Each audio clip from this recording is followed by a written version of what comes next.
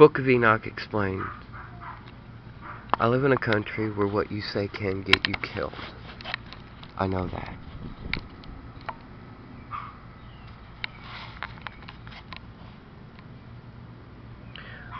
I live in the United States of America. The worst of the worst, where they get offended if you say something they don't want to hear out loud.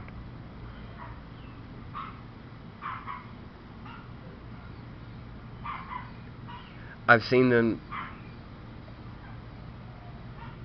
push and shove their way. No, it is not going to make me stop. All it is going to do is push me worse into doing it.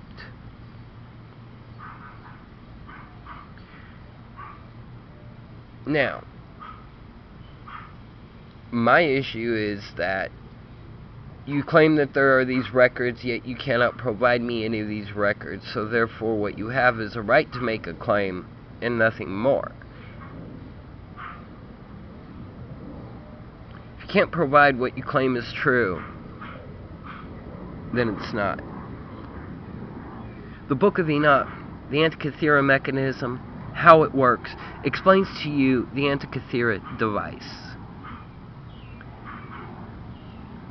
And they want to call it an astrolabe or an astrolabe or something to that effect.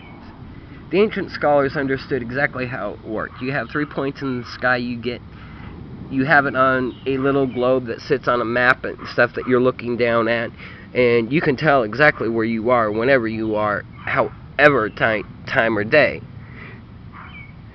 And if you're trying to conduct a military ops, that would be the perfect way to use it and to set up the troops and everything else. This is how the defenses were won. This is how the defenses were set back in the time and the ages of the ancients, that we should remember them. The Book of Enoch basically tells of the Antikythera device in detail. It tells how it works from the inside. It tells you about the 4 seasons. It tells you about the 4 different suns. It explains what a cube is when you're spinning and only being able to turn left or right, but never up or down. You will always have those 4 sides that you look at, and nothing ever more. Those are the 4 suns that are described in Enoch. Those are the 4 faces in the sky. For each of those suns is made of different things and burns different color. For there is a season for everything to grow. Everything grows in their own season. If it's not cherry season, you ain't gonna get a cherry tree to make cherries no matter what you do. You can freeze the roots, you can pretend it's another season, and as soon as it kicks out, it's gonna remember it ain't in that season, so it ain't gonna bloom. Which is fine, which is perfect with me. I don't care. But my point is, the reason that you grow fruit trees and other plants all together is because each of them grows in their own season. So if you have an ear of corn and okra and garlic, alright, each of those grows according to a different season. You plant them together. This way, what is taken from the land by one is given back by another.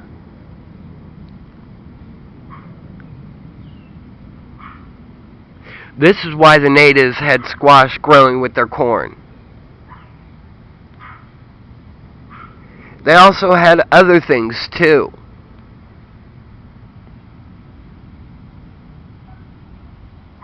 They had 4 to 8 to 16 different things they would grow in one field to keep the field fertile.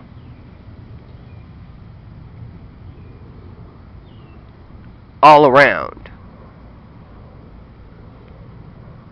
And the white man said, no, we have a better way to do it. We'll deplete the soil of the food it needs, and we'll only plant corn and have it leach and leach.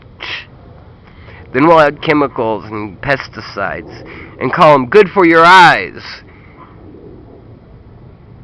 and laugh as the sheep ask for more.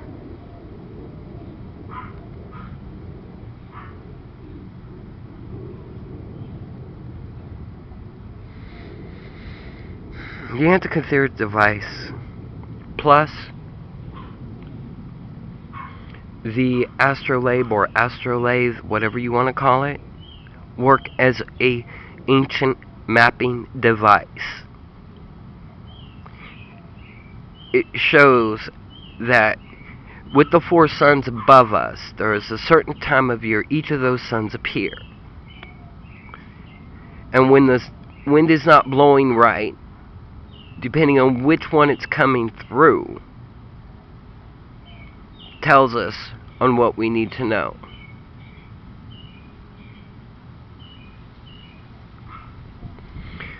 Other than that,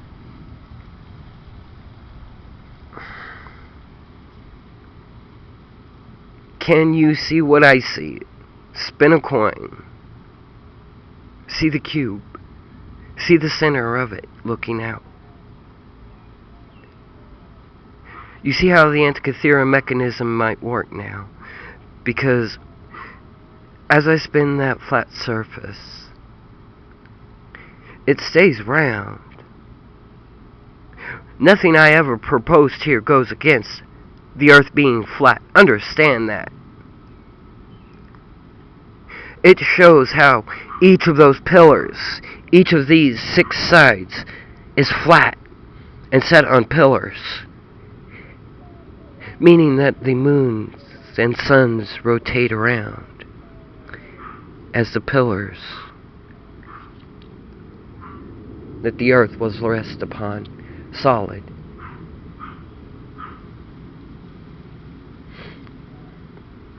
And it doesn't move.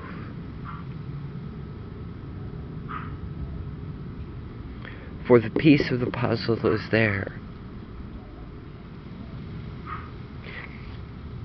And you don't even see it.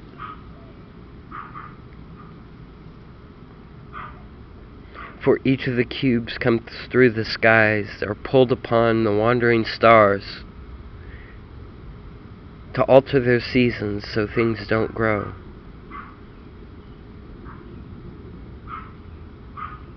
And at the end of times,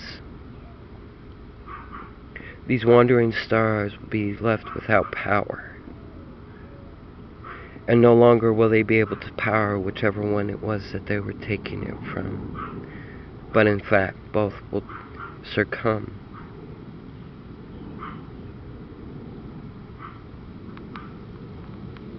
And that's what I read when I see the book of Enoch.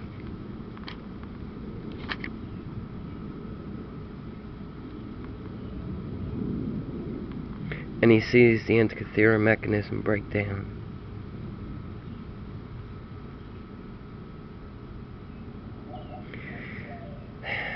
And he cries.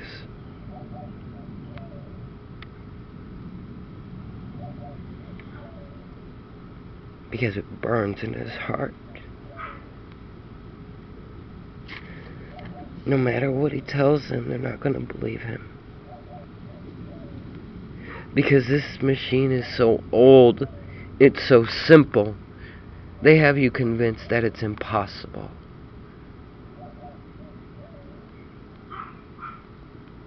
Take into account his words.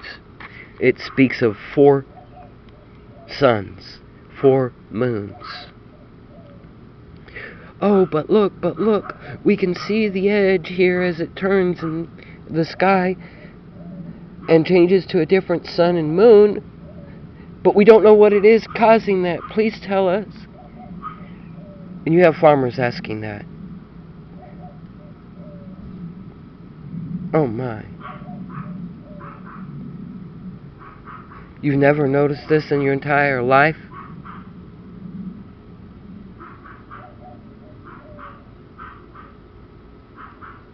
This is what I have to ask.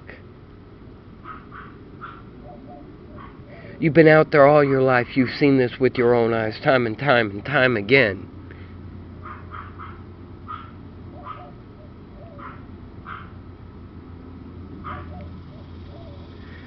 I'm sorry.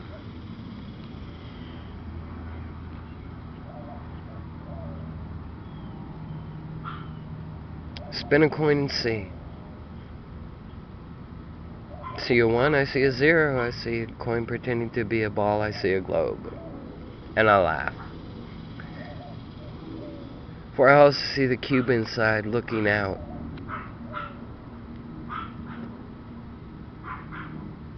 And then I see the Antikythera mechanism. So divine. It describes the heavens above.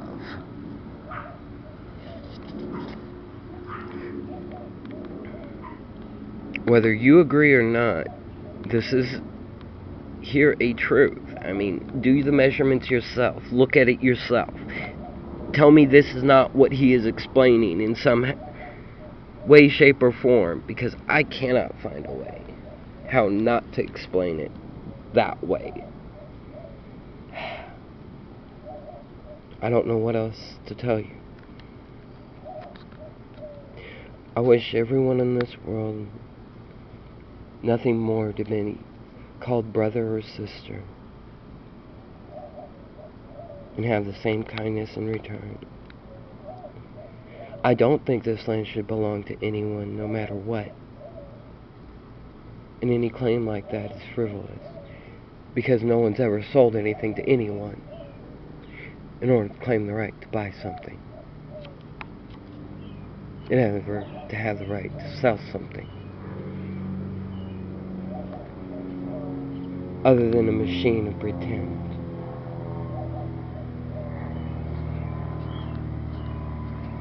Spin a coin and laugh.